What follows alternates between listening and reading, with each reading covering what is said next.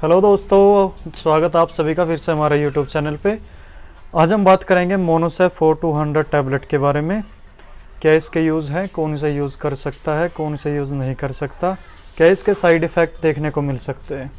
तो सबसे पहले बात कर लेते हैं कि भाई मोनोसेफ टैबलेट किस यूज़ में हम कर सकते हैं।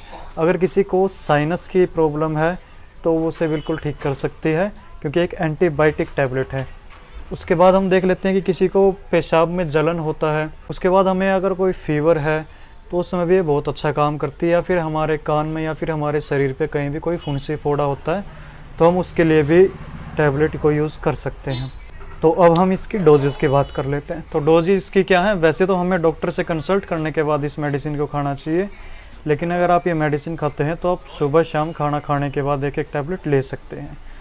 और ये भी ध्यान रखिए कि भाई इसे कौन नहीं खा सकता, कौन इसको परहेज़ रखे इस गोली से, जिसको काफ़ी ज़्यादा दिनों से या काफ़ी पहले से और उसके लीवर में कोई दिक्कत है, या फिर उसको कोई भी किडनी से रिलेटेड कोई भी समस्या है, या फिर कोई प्रेग्नेंट वुमेन है तो वो भी इसे यूज़ नहीं कर सकती, या फिर जिसकी आंतों में सूजन है वो भी इस टैबलेट को यूज़ नहीं कर सकता। और ध्यान रखें कि कोई 14 साल से उम्र की छोटा बच्चा इसे यूज़ ना करे, और अगर करता है तो वो डॉक्टर से पहले सलाह ले ले, उसके बाद ही इस टैबलेट को यूज़ ले।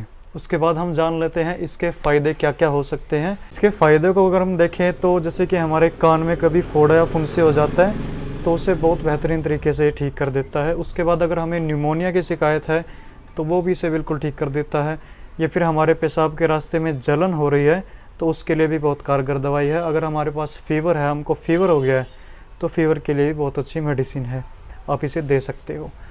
अब देख लेते हैं कि इसके साइड इफ़ेक्ट क्या हो सकते हैं। साइड इफ़ेक्ट में हमारे जो पेट में दर्द हो सकता है, पेट के निचले हिस्से में हमारे दर्द हो सकता है, या फिर हमें चक्कर आने जैसा लगता है, या उसके बाद हमें लगता है कि कब्ज़ है। और जिसको ये समस्या लगती है तो उस टैबलेट को वहीं पे रोक दे और डॉक्टर से सलाह करें। अगर आपको कुछ पूछना है या फिर कुछ बताना है तो आप कमेंट बॉक्स में बता सकते हैं। धन्यवाद।